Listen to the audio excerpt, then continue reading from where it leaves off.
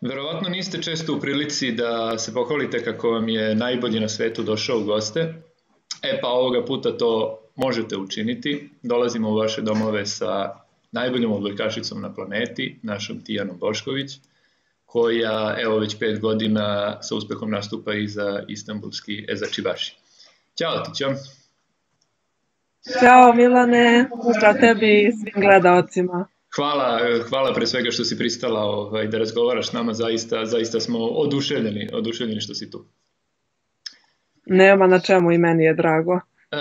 Reci mi, evo sad kad sam spomenuo klub, kako se ispravno kaže na turskom? Ovde se naziv Eczacıbaşı odomaćio, ali pretpostavljam da je u originalu malo drugačije.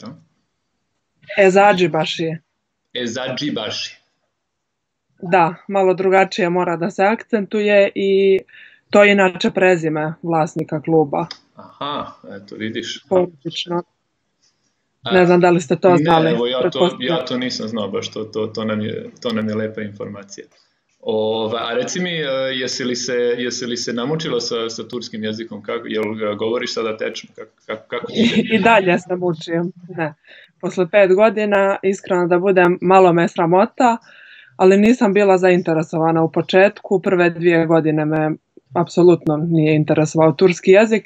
Učila sam neke osnovne riječi koje su mi bile potrebne za najosnovniju komunikaciju, ali posle toga sam rekla sebi što da ne, sigurno ću biti još naredne 2 godine u Turskoj i onda sam krenula na časove turskog jezika i sad je već to mnogo bolje, ali treba će mi sigurno još vremena da ga usavršim, jer je meni lično jako težak. Da, pa on generalno jeste težak, pogotovo za nas, pošto nije sličan i sa jednim ovim, što bi se reklo, drugim nama bliskim jezicima. Ali evo, pošto ovaj razgovor i titlujemo na engleski, siguran sam da ćete mnogo ljudi iz Turske gledati, možeš neki pozdrav za njih možda na turskom? Herkese merhaba. I tebi. Da, zdravo svima, nije teško. Super. Evo, ako ti si došla kući u Bileću, u Republiku Srpsku, pa da te pitam kako si, kakva je situacija tu kod vas i kako provodiš ovo slobodno vreme? Trenutno sam u kućnoj izolaciji. U Bileću sam stigla 26. marta, tako da mi je ostalo još par dana do isteka karantina, odnosno izolacije. Iskreno sve ovo mi pada mnogo lakše nego što sam mislila. Imam dosta slobodnog vremena, više nego što sam imala posljednjih 10 godina i ništa, trudim se da vrijeme maksimalno ispunim kako bi mi dani brže prolazili. Tu su sa mnom i sestra i otac, pa nam je nekako zanimljivije kad smo zajedno. Da, to kad sam pričao i sa tvojim kolegama i koleginicama iz reprezentacije, pa smo onako se šalili, u principu ima vas tu različiti koji ste onako više kućni tipovi, opet neki koji više vole da izlazi. Kakva si ti? Jel voliš da si više u društvu, da si napolju ili ti je lepo kod kuće? Pa zavisi gdje sam nalazi. Kad sam u Beogradu često sam napolju sa svojim društvom, sa dragim osobama. U Bileću također volim da izlazim, naravno imam dosta familije, tako da sam najčešće sa njima, a u Turskoj vrijeme provodim najčešće kući kad sam u Istanbulu, jer to se sve svodi na treninge, posle toga naravno odmor i tako u krug. A što se dešava sad sa prvenstvom u Turskoj? Pa, prvenstvo je prekinuto sredinom marta, odigrali smo posljednju utakmicu 15. marta sa Vakif Bankom i to je bio kraj regularnog dijela sezone i kako je situacija počela da se pogoršava u Turskoj, naravno Odbojkaški savez je donio odluku da se sezona odloži do daljnjeg. Tako da trenutno ne treniramo zajedno i čekamo naredne informacije. Ja sam odlučila da dođem kući, smatram da mi je ovdje ljepše nego u Turskoj, naravno sve to uz dogovor sa klubom i to je to, čekamo dodatne informacije. Da, koliko sam video sad kad je prvenstvo prekinuto, vi ste bili drugi na tabeli, je li tako? Tako je, da. Da, sad u nekim zemljama oni odlučuju u principu koliko vidim da možda i ostave takvo stanje kakvo je, pa možda će što se kaže tako i da se završi. Ako tako bude i opet završite na tom nekom drugom mestu i izbegne vam ta titula, kako ćete se osjećati? Pa da, prethodne 2 godine je bilo upravo tako, završili smo na drugom mjestu. Dobro, ni drugo mjesto nije neuspjeh, pogotovo u Turskoj ligi koja je jedna od najjačih na svijetu. I malo nam je falilo, izgubili smo oba puta u toj 5. finalnoj utakmici, borili smo se do samog kraja.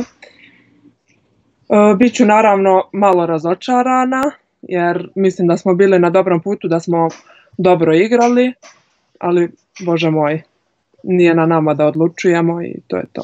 Da, vidjet ćemo šta će s tim da se dešava.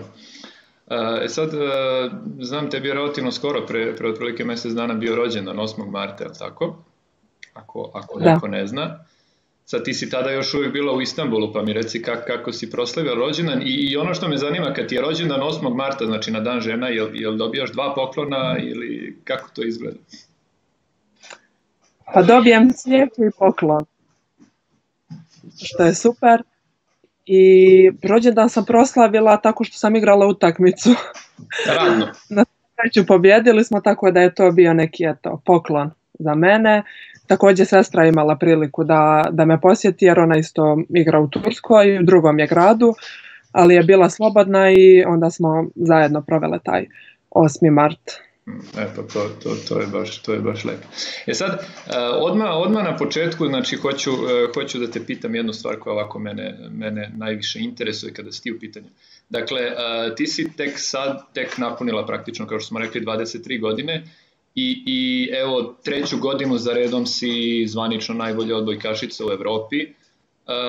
FIVB, Svetska odbojkaška federacija, nema takav neki izbor, ali ti si bila MVP na svetskom prvenstvu i može se slobodno reći da si praktično najbolja odbojkašica na svetu. Ali kada se priča o tebi, ja se nekako ne bih i dalje odrekao tog epiteta najperspektivnija. Pa reci mi koliko ti zapravo još možeš da napreduješ? Pa sigurno da mogu i mislim da ću i 5 godina kasnije biti na nekom nivou i da ću smatrati da mogu biti bolja jer je to normalno u našoj profesiji. Mislim da uvijek postoji prostor za napredak i za neka nova saznanja. Ne znam da li mogu da kažem da sam perspektivna, bila sam prije 5 godina kad su svi pričali da je ta neka budućnost preda mnom. Ne mogu ni reći da sam sad gotov igrač, što bi se reklo, ali sigurno da sam dosta iskusnija u odnosu na prije nekolike godine kad sam tek došla u reprezentaciju i kad sam se tek pojavila na toj svjetskoj odbojkaškoj sceni, da kažem. Da, vratit ću se na to malo kasnije, ali mi je onako nekako bitno da ljudi u stvari razumeju da mi praktično nemamo mnogo sportista poput tebe i tu si ti možda još i, ja bih rekao, Novak Đoković, koji vas dvoje jedini možda trenutno možete od naših sportista postati zaista najbolji sportisti svih vremena u vašim sportovima. Da li nekad razmišljaš uopšte o tome? To je možda neka motivacija. Pa ja isto ne, ali dešavalo se da ljudi imaju takvo mišljenje kao i ti. I evo sad kad si rekao, nekako mi je puno srce samo to poređenje sa Novakom Đokovićem. Ne treba trošiti riječ na njega, on je stvarno učinio nevjerovatne stvari za srpski sport. Smatram da jesam na dobrom putu, da sam ne samo ja, već i cijela naša reprezentacija i generacija učinila ogromne stvari koje se sigurno neće zaboraviti, na koje ćemo biti zauvijek ponosni. Ti si praktično još uvijek na početku, može se reći. Da. Ponosna sam na te uspjehe naravno i uvijek sa ponosom pričam o njima. Nisam skromna što se toga tiče jer znam da imam čime da se pohvalim, ali opet mislim da sam možda imala sreću da uđem u tu reprezentaciju koja je tad bila i bez mene naravno jedna od najboljih na svijetu. i da sam mogla da radim sa vrhunskim igračima i stručnjacima, naravno i dan danas, i da učim. Eto, to je za mene, koja sam imala 16 ili 17 godina kad sam ušla u reprezentaciju, bilo najvažnije da učim i imala sam od koga na moju sreću. Pa sad evo, znači ti kad smo mi tebe još upoznavali, znači pre tih nekih 6-7 godina dok si počinjala, nekako za tebe je važila priča da si ti veliki borac, da naporno treniraš, da si vrlo samokritična jer si svesna u principu koliko možeš. Da li ti i dalje krase te osobine, je li to nešto možda što ti savjetuješ otprilike mladima, je li to neki put ka uspehu? Pa jesam, stvarno sam samokritična i posle utakmica tačno znam da li sam odigrala dobro ili nisam.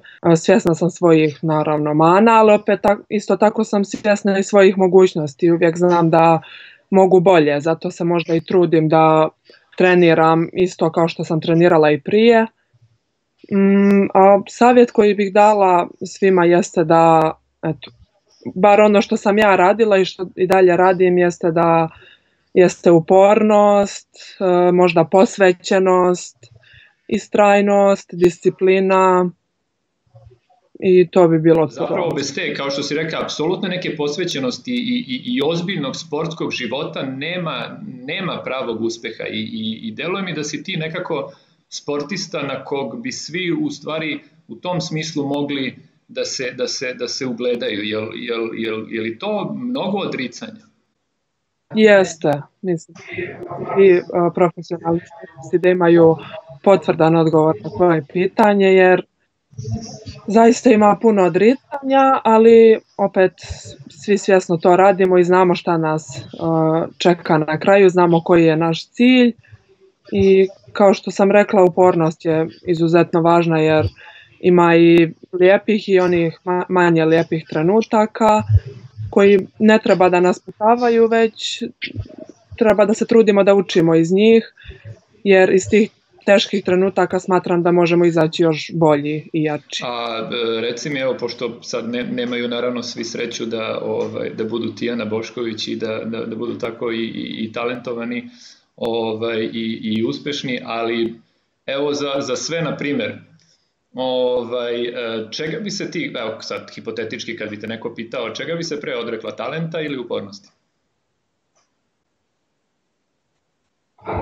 Pa talenta vjerovatno, jer kao što sam rekla, upornost je jako važna i bez tih nekih osobina mislim da je talenat da je beskoristan, da tako kažem. Naravno da je vrlo važan, ali ako ne radite na sebi, da, mislim da je onda bolje biti uporan nego talentovan. Jeste, da, i mislim da je ovo i dobra motivacija za sve koji kreću i koji se bave odbojkom, da u principu, iako možda i nisu toliko talentovani, da i dalje mogu da uspeju u tome čime se bave.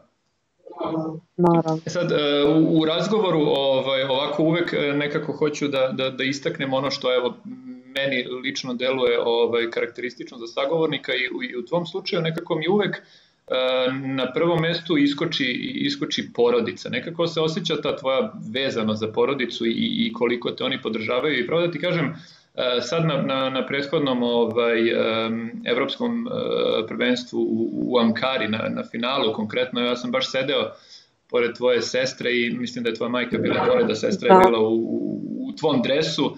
I to kako su oni navijali, znači bukvalno svaki poen i koliko su emotivno proživljavali, to je meni zaista bilo neverovatno.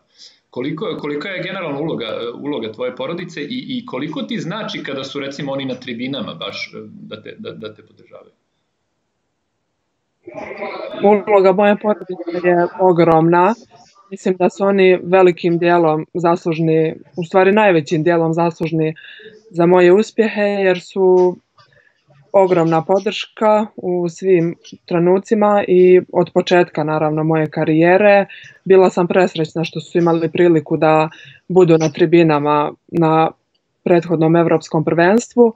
Prije toga nisu mogli da gledaju uživo neko veliko takmičenje, ali eto sad se ukazala prilika i njihova podrška sa tribina mi je mnogo značila.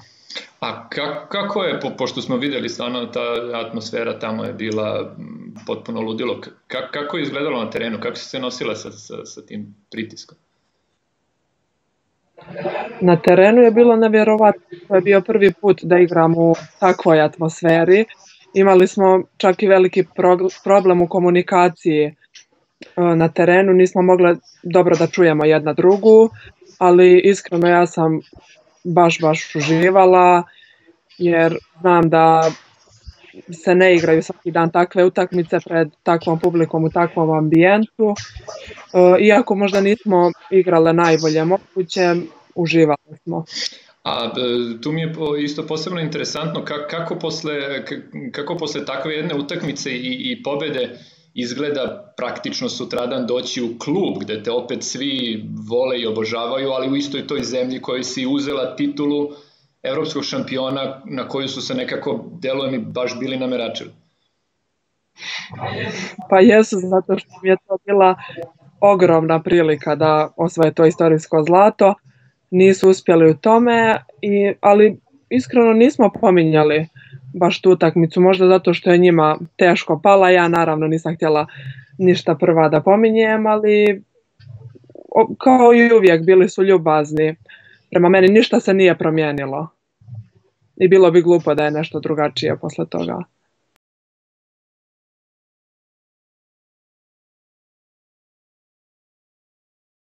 Sad spomenuli smo koliko si vezana za porodicu, opet ti si dosta rano se osamostalila i došla si u Beograd, čini mi se sa nekih 13 godina, ako se ne varam, da igraš u Vizuri, odnosno tada 14. tako. Da, došla si u Vizuru, odnosno Partizan Vizuru, zajedno sa sestrom, jel tako? Kako je izgledalo to odvajanje od porodice, jer i tako jedna velika promjena, vas dve se zapravo bile i dalje devojčice u velikom nepoznatom gradu. Kako ste se snažili? To je bio prvi potez našim karijerama i na kraju se pokazao kao ispravan. Sigurna sam da našim roditeljima nije bilo lako da donesu takvu odluku.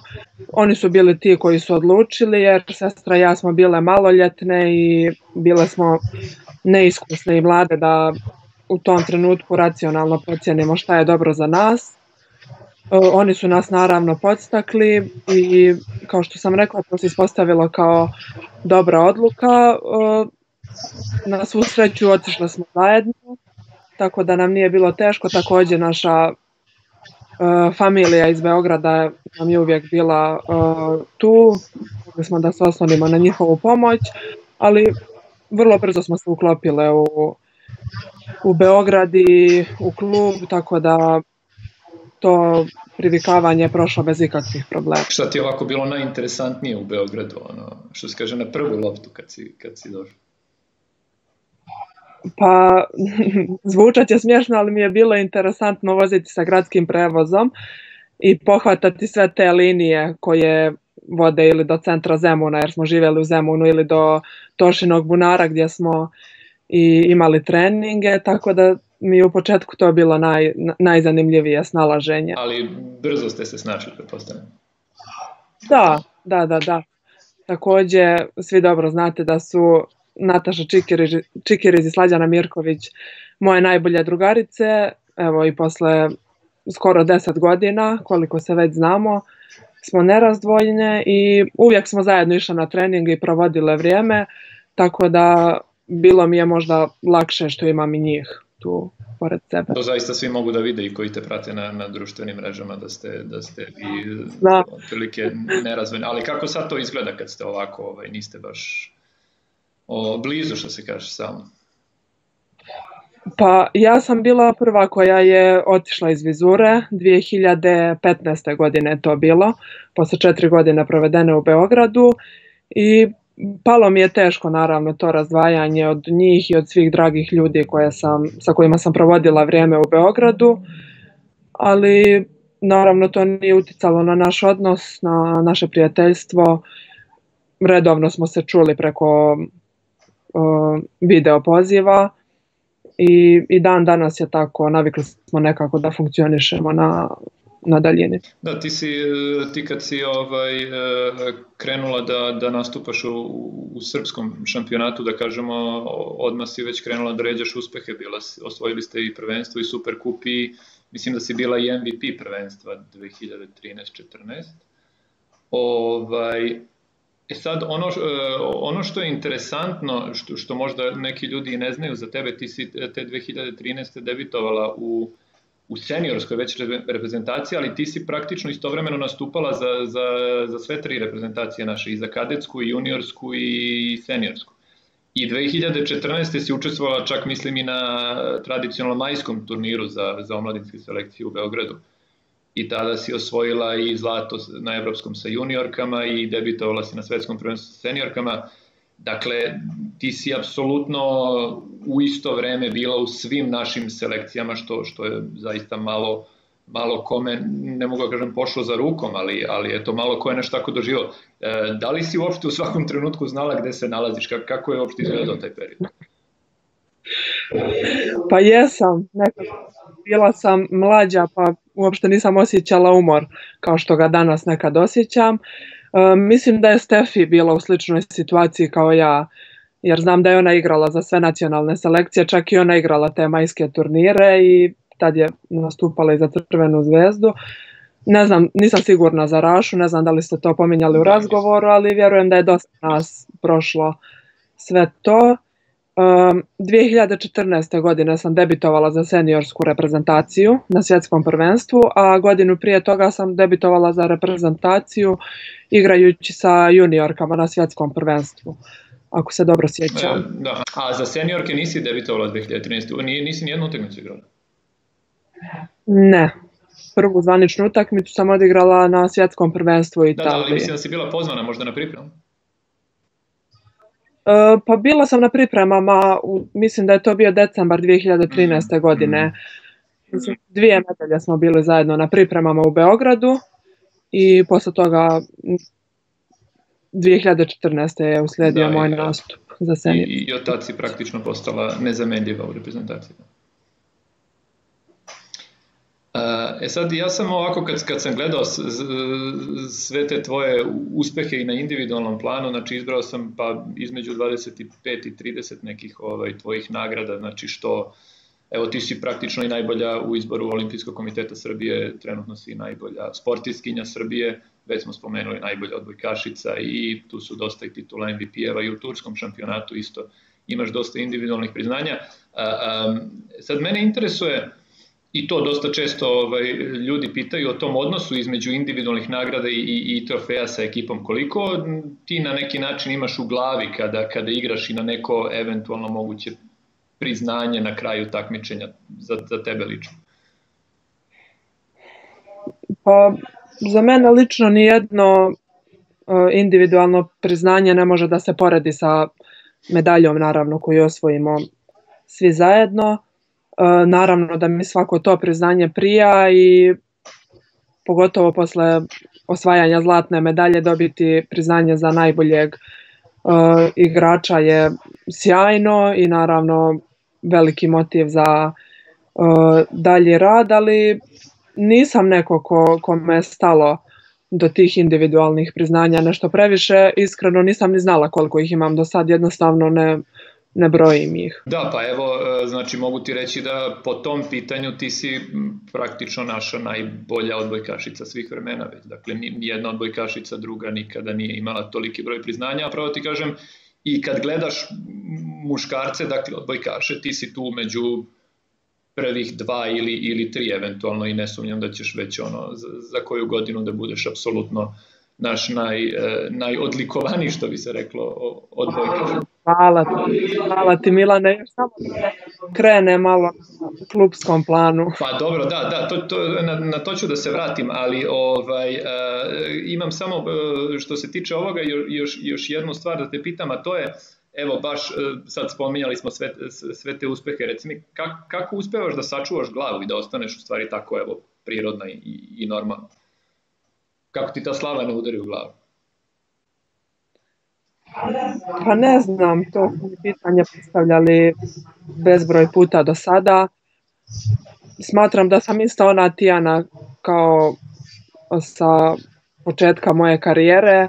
Svi ti uspjesi me nisu promijenili, ne znam, možda me su promijenili, ali na bolje. Možda sam samo zrelija i kao igrač i kao osoba, ali suština je ostala ista. Jer ne vidim razlog da me svi ti uspjesi i nagrade promijene. Evo, u tom smislu smo na Instagramu dobili jedno interesantno pitanje za tebe. Kaže, da li si imala prijatelje koji su se družili s tobom samo zbog slave i kako procenjuješ uopšte prijateljstvo? Ne, bar ja da znam nisam.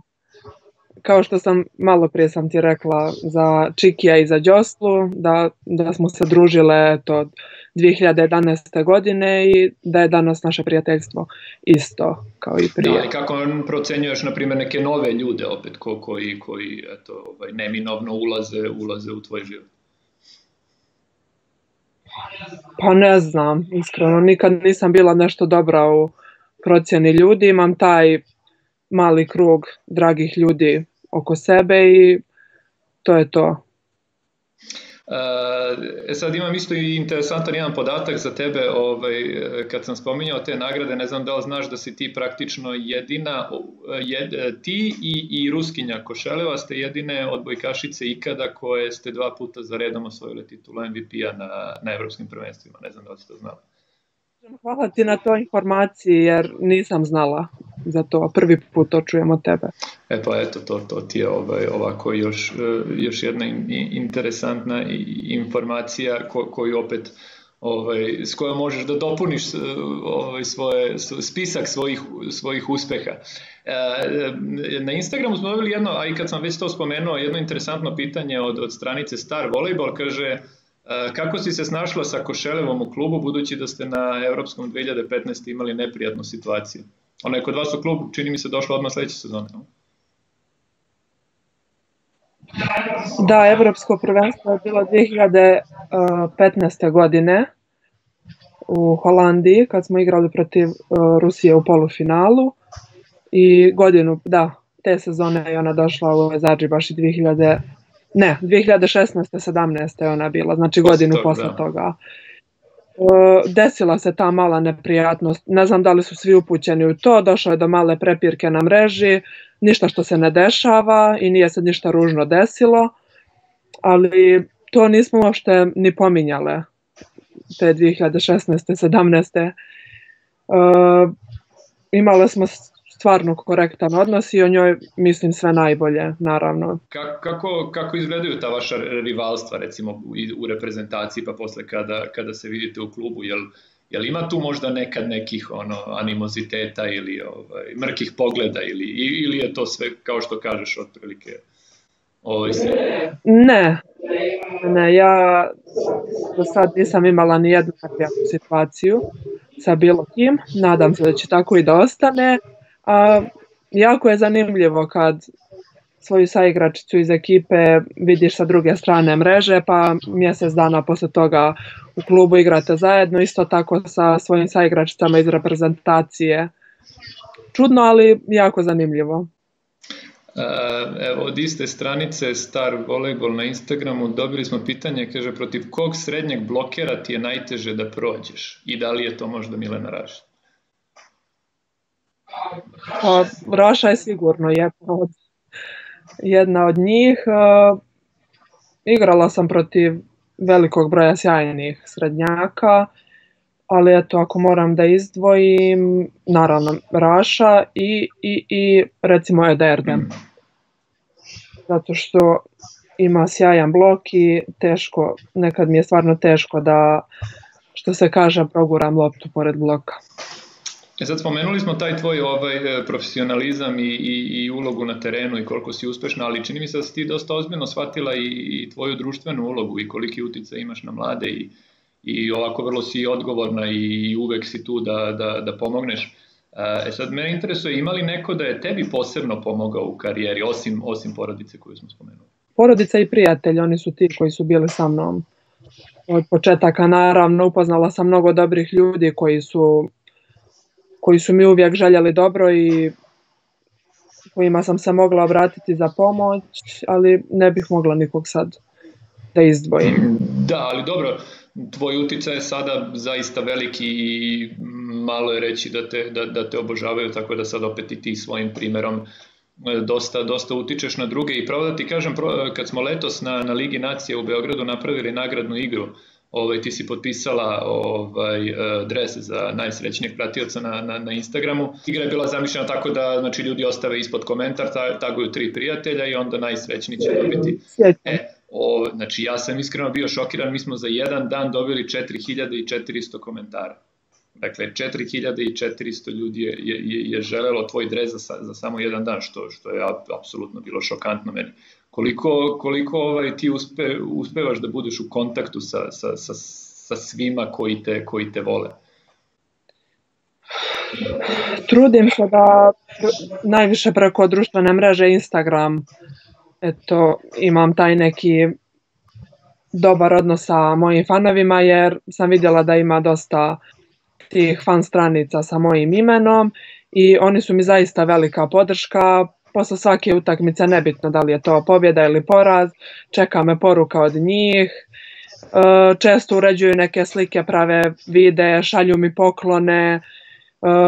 Ja se trudim da im zahvalim onoliko koliko i mogu i da budem u kontaktu sa njima. Naravno, nekad nije lako da se sve to postigne, ali nadam se da mi neće zamjeriti ako nekad ne uspijem da vidim njihovu poruku i da im odgovorim. Da, neće sigurno. Ja sam gledao baš na Instagramu, čini mi se da imaš preko 50 fan stranica i stvarno to čovjek otprilike samo da se time bavi ceo dan ne bi mogao sve to da isprati.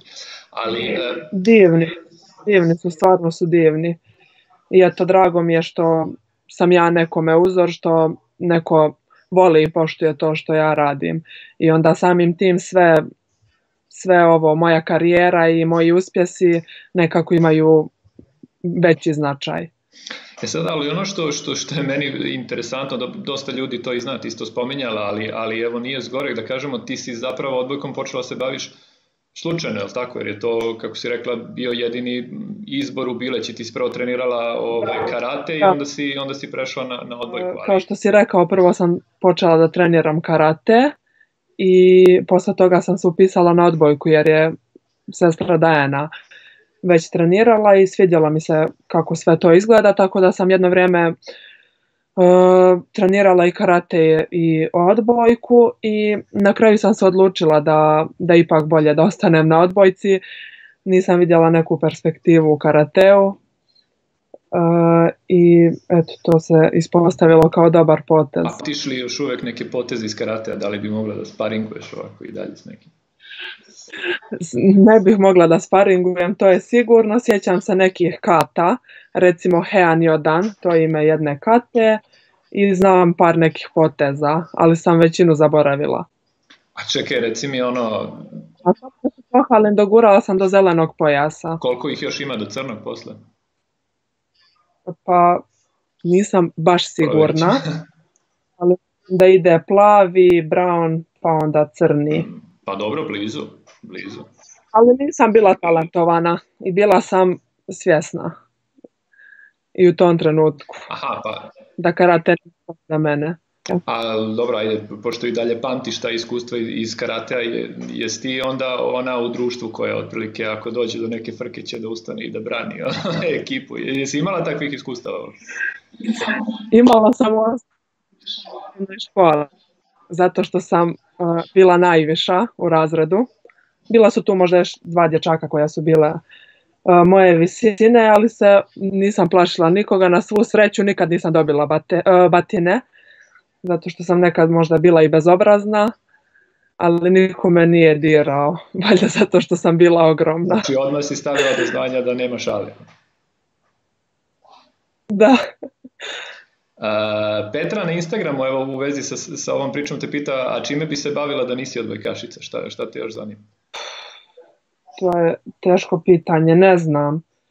Iskreno, znaš i sam kakav je naš raspored i kalendar i teško da imamo vremena da se posvetimo nekim drugim stvarima. Ono što me godinama privlači jeste španski jezik. Ne idem na kurs jer nisam trenutno u mogućnosti, ali eto, možda bih učila španski jezik. Da, to je. Ako već moram da nešto. Dobro, pa gledaš neke latinoameričke serije ili tako? To je dobar početak. Telenovele. Gledala sam kad su bile aktuelne dok sam bila mlađa. Sad su aktuelnije turske serije. Baš sam te vidio taj fenomen turskih serija, znači ovde su svi prvo jednom su bile te španske, latinoameričke, sada su turske preplavile. Su one popularne u Turskoj ili je to za izvoz? Je. Ja lično ih ne gledam, ali sam pitala moje saigračice iz Turske da li su te serije popularne i kod njih, jer kod nas se nenormalno gledaju i one su mi rekle da jesu. Sad, spomenuli smo tvoju popularnost i popularnost na društvenim mrežama, da najčešće i koristiš Instagram. Ja sam video, čini mi se da si i od svih naših odbojkaša i odbojkašica ti tu najpopularnija, da imaš blizu 150.000 pratilaca i spomenuo sam već i dosta fan stranica na društvenim mrežama.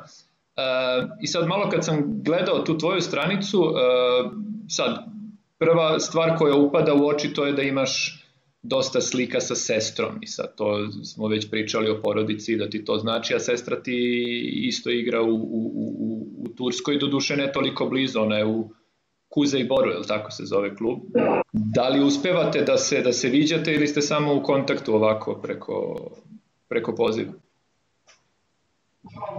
Pa u kontaktu smo svaki dan. Ona je imala više slobodnog vremena u toku sezone, tako da je 3 ili 4 puta imala priliku da dođe kod mene u Istanbul, tako da bilo nam je stvarno ok, iako smo bile daleko jedna od druge, ali prošle godine nam je bilo ljepše zato što je ona igrala u Sarajevu, klub koji je također iz Istanbula, tako da smo dosta vremena provodile zajedno. Izgledalo je kao da smo živjele zajedno. Gledajući isto tvoj Instagram profil, primetio sam da naravno imaš slike sa svim koleginicama iz reprezentacije, ali nekako, sad ne znam da li je to moj utisak dobar ili loš, ali nekako mi deluje da sa Stefanom Veljković imaš najviše slika. Postoji li tu neka posebna veza? Postoji, zato što kad sam došla u reprezentaciju, Stefi je bila ta nekako sa kojom sam se najbrže sprijateljila i našla taj neki zajednički jezik. Također smo bile i cimerke 2014. godine na svjetskom prvenstvu, zatim i godinu posle toga, tako da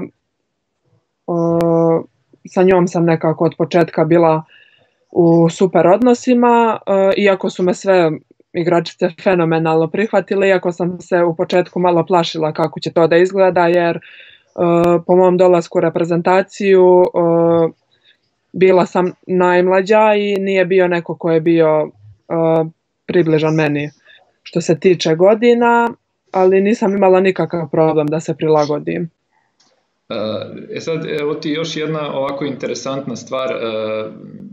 Ja sam eto sad i kad sam pričao sa Okolom u prvoj ovoj emisiji, pa mi je palo na pamet da na Google ukucam vaša imena da vidim šta će prvo da ispadne kao sugestija, odnosno što znači koji su pojmovi, to jest koji je pojam koji ljude najviše zanima u vezi sa vama. I sad, na primjer, za Okolića je ispala devojka, za Stefanu je ispala biografija, na primjer, za Batu interesantno, interesuju ljude kolika mu je plata, to je recimo prvo što iskače. Da li znaš šta iskoči za Stefanu? Ne znam, visina. Bravo, ozbiljno. Zašto ljudi zanima tvoja visina? Ne znam. Ne znam ni zašto sam rekla visina, eto kao neki podatak. Bukvalno visina. I to mi je bilo kao što visina. Ne znam. Stvarno nemam pojma. Dobili smo i ovde nekoliko pitanja na Instagramu, ne znam i koliko si u određenom uzrastu bila visoka, ali ti si već spomenula u principu da si već od malih nogu da si izrasla, tako? Da, ali to je također genetski, jer u mojoj porodici su svi visoki. To sam naslijedila od mojih roditelja. Tako da sam u svakom trenutku bila visoka. Da, i kako je u Turskoj, ajde, oni su malo, što se kaže ovdje, i drugačija kultura i to, kakvi su oni prema tebi, da li u odnosu recimo i prema tebi i sestri, da li vam prilaze ili kako, da li vam se udvaraju, kakav je odnos njihov? Pa nisam imala neprijatna iskustva do sada. Mislim da su turski narod, ajde da kažem, mislim da je turski narod izuzetno ljubazan. Ono što mi ponekad smeta jeste to komentarisanje moje visine, jer oni vjerovatno nisu navikli da vide visoku osobu, pogotovo ako je ta osoba žensko. Tako da to možda mi malo smeta, jer vidim da pričaju ako odem u prodavnicu ili ako odem, ne znam, napolje, komentarišu moju visinu. Reci mi, dosta pitanja smo dobili, generalno zanima ljude da li ti evo konkretno imaš neki ritual pred utakmicu sa Stefanom, smo baš pričali da ona u to uopšte ne veruje, da su to za nju gluposti. Kako ti? Nemam apsolutno nikakav ritual. Dešava se to možda da slušam muziku prije utakmice jer me to nekako opusti, ali da imam neki poseban ritual, to stvarno ne. Sad stvarno moram da ti kažem, stiglo je gomila pitanja za tebe i preko društvenih mreža i ovako kad sam pričao i sa kolegama i prijateljima, svako tu ima neko pitanje. Mi smo u principu generalno i na neka ili na dosta njih okvirno i odgovorili. Ali evo, bilo mi je interesantno jedno pitanje od baš jedne koleginice s kojom sam pričao, kaže, pita je kako kanališe svoje frustracije kada odluka sudije nije ispravna. I tu sam ja sad onako razmišljao, generalno stvarno često se dešava da sudija može otprilike ovako da ti upropasti pa čak i višegodišnji trud i tako. I ja znam kada gledam, recimo ja bi često otprilike bukvalno ispsovao, bacio sve, izašao s terena i prestao da se bavim sportom. Kako uspeš otprilike u momentu da to prevaziđeš i da nastaviš? Pa to je vrlo zanimljivo pitanje i često se dešavaju takve stvari da sudija donese neku pogrešnu odluku na nekom važnom rezultatu recimo i naravno da nama igračima to smeta, ali opet ja lično sam svjesna da treba da ostanem smirena u takvim trenucima jer moja neka ishitrena odluka može da pogorša situaciju, možda može da zasmeta nekoj mojoj saigračici, tako da trudim se da ostanem mirna. To mi za sad dobro ide, nisam imala nikad nikakav veći konflikt. Dešavalo se par puta da dobijem žuti karton, ali se sve završavalo na tome. Da, pa zato mi je posebno bilo interesantno da te pitam, jer deluje baš da ti onako igraš sa hladne glave i da uspevaš dobro da kontrolišeš svoje emocije na terenu. Da, uspjevam. Je li to nekako da li se to sam otprilike slično nešto i pitao Stefanu, da li se to vežba ili to dođe prirodno?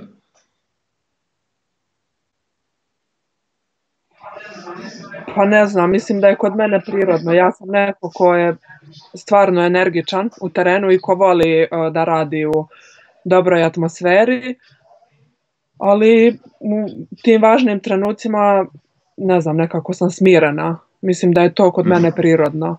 I ne dozvoljavam da me neke tako sitnice, sudijske odluke ili neke druge gluposti izvedu iz takta. A reci mi, evo sad, baš mi to pada na pamet, koliko si, kad pričamo o tom nekom karakteru i prirodi, koliko se ti razlikuješ na terenu i van terena? Evo, ja sam imao prilike ranije, doduše, eto, tako i kad sam otprilike i sa društvom igrao i tako dalje, postoje ljudi koji bukvalno kada krenu da igraju, se bukvalno postanu druga osoba i onda kako se utakmica završi vrate se na staro, ali to bude otprilike prosto crno-belo, neka neverovatna transformacija.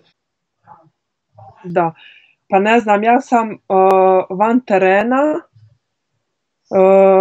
stidljiva i dosta sam povučena što se tiče nekih stvari, a mislim da je na terenu potpuno drugačije jer kao što sam rekla, volim da pokažem tu energiju i snagu. Tako da sam možda drugačija u odnosu na to kakva sam na terenu. Na terenu baš pokazuješ i čvrstinu i odlučnost i energičnost kao što si rekla. A dakle, znači u privatnom životu si ovako stidljivija. Da, malo sam povučena. Ne puno, ali jesam. Evo, dobili smo pitanje od Mladena na Instagramu, kaže da možeš da zameniš svoj život na jedan dan sa nekim od sportista, ko bi to bio? Pa nisam nikad razmišljala o tome, iskreno, ali eto, ako moram da kažem, možda sa nekim poznatim fudbalerom, jako poznatim fudbalerom, samo da bih osjetila tu atmosferu igranja pred punim stadionom, jer sam se uvijek pitala kako se oni osjećaju kad igraju pred tolikom publikom. Jelena na Instagramu te pita koja ti je omiljena utakmica? Lako pitanje za mene. Polufinale olimpijskih igara protiv Amerike i finale svjetskog prvenstva sa Italijom. To su dve koje bi izdvojila. To su dvije utakmice koje bih mogla da izdvojim. Zašto polufinale sa Amerikom? Zato što je ta utakmica bila nevjerovatna i znate i sami kakav je rezultat bio u 5. setu, da smo posle 12-9 za Ameriku uspjeli da se vratimo i da napravimo sjajan preokret. I naravno finale svjetskog prvenstva, samo to saznanje da igramo za prvaka svijeta je nešto nevjerovatno. Sad, pričao sam baš pred ovaj razgovor sa našim drugarom Markom Ristićem iz Novosadskog dnevnika i on mi je ovako dao par nekih pitanja, što se kaže, stručnih za tebe. Pa ovako, njega interesuje, kaže, ko je najbolji strani dizač s kim si igrala? A može i protiv koga si igrala? Joana Vološ. Ona trenutno nastupa za Corneliano, poljski dizač. Ona je na tebe ostavila najbolje nekako utisak. Da, fenomenalan dizač, po mom mišljenju. A reci mi, evo, Marko isto pitao, kaže, da li postoji šansa da odeš iz Turske, da li nešto tako planiraš i recimo da ne igraš u Turskoj, gde bi volila da igraš? Pa ne planiram još uvijek, zato što me još jedna godina ugovora veže za Ezadžibaši. Ono što je najbitnije jeste da sam ja srećena i zadovoljna u Ezadžibašiju i razmišljat ću o tome kad dođe vrijeme za to. Vidjet ću koje su moje opcije i šta ću ja željeti u tom trenutku. A više puta sam rekla da bih voljela da igram u Italiji. A reci mi sad, da li u Turskoj postoji, ajde znam da onako Turci su prilično fanatični po pitanju sporta i svojih klubova i tako dalje, da li postoji neka mogućnost, na primjer, da igraš za neki drugi turski klub? Pa iskreno nisam o tome, to pitanje su mi postavljali ranije, jer kao što sam rekla, nije bilo potrebe da razmišljam, jer sam u Ezadžibašiju srećna, nekako mi prija to okruženje, tako da ne znam, naravno vrijeme je predamnom što se kaže, nadam se da ću igrati odbojku još dugo, tako da vidjet ćemo. Elena na Instagramu te pitala da li ti je draži broj 3 ili 18 i zašto ti broj? Oba broja. Broj 3 sam nosila u Hercegovcu Bileć kad sam počela da treniram odbojku. Posle toga kad sam otišla u Beograd i kad sam počela da igram za Vizuru, nosila sam broj 18, tako da su mi nekako ta dva broja najdraža i to je razlog zašto broj 3 u Ezadžibašiju i broj 18 u reprezentaciji. Milica pita, koji je tvoj najveći izvor inspiracije, čime se inspirišeš obično? Možda su to sve medalje i uspjesi koje sam do sada postigla, jer znam da iza njih stoji ogroman rad i trud i svjesna sam da ako budem radila najbolje što mogu, ako budem posvećena, da će uspjeh jednostavno doći. Neizbežna tema, to je naravno reprezentacija Srbije. Ajde za početak da te pitam u čemu je tajna vašeg uspjeha? Pa možda u tom našem zajedništvu, jer već godinama pokazujemo da sjajno funkcionišemo kao ekipa. Dosta vremena provodimo zajedno, mislim da vrlo dobro poznajemo jedni druge i uvijek smo spremni da se međusobno pomažemo. Također selektor Terzić sa ostalim pomoćnicima zna kako da funkcioniše sa nama i mislim da smo kao jedna ekipa da funkcionišemo odlično. Evo sad kad si spomenula Terzu, kako je izgledao tvoj prvi susret sa njim? Pa ne sjećam se mog prvog kontakta sa selektorom Terzićem, nisam bila uplašena, naravno uvijek sam gledala na njega sa ogromnim poštovanjem i od prvog dana sam bila srećna što imam priliku da radim sa stručnjakom kao što je on. A koja ti je, evo na Instagramu isto smo dobili pitanje, kaže koja ti je bila najteža stvar kad si došla u reprezentaciju? Je li bilo nešto što ti je bilo posebno teško? Nisam se susrela sa poteškoćama. U početku sam mislila da ću imati problem da se uklopim u ekipu jer sam bila po godinama najmlađa, ali kao što sam već pomenula, Stefana i sve ostale djevojke su me sjajno primile, bez obzira na tu veliku razliku u godinama. Dosta tih nekih ekipa ima, ajde ne kažemo, neke procese inicijacije sa tim mlađim igračima, gde onda kad si najmlađi igrač, ne znam, da nosiš kofu sa ledom ili tako nešto. To ima kod vas otprilike kad neko dođe da mu dajete neka ovako posebno zaduženje? Pa, niko od djevojaka mi je davao neka posebna zaduženja, ali se uvijek znao red i naravno onaj ko je najmlađi je trebao da radi te neke dodatne stvari, što je sasvim normalno i djevojke koje su prethodnih godina, u stvari u posljednje 2-3 godine došle u reprezentaciju i koje su sada najmlađe, rade to isto, ali nema tu neke prevelike hijerarhije. I reci mi, evo sad, znači ostalo nam je praktično to zlato na olimpijskim igrama o kojem svi pričaju. Koliko ovo odlaganje olimpijade utiče negativno ili možda pozitivno na ostvarenje tog cilja? Pa ja sam razočarana zbog otkazivanja olimpijskih igara, vjerujem da je i većina drugih sportista, jer ponesena iskustvom iz Rija 2016. godine sam jedva čekala da prođu 4 godine da bismo opet išli na olimpijske igre, ali ono što je najvažnije je da mi iz svega ovoga izađemo jači i da budemo zdravi i bit će vremena za olimpijske igre, taman imamo malo više vremena možda da se spremimo.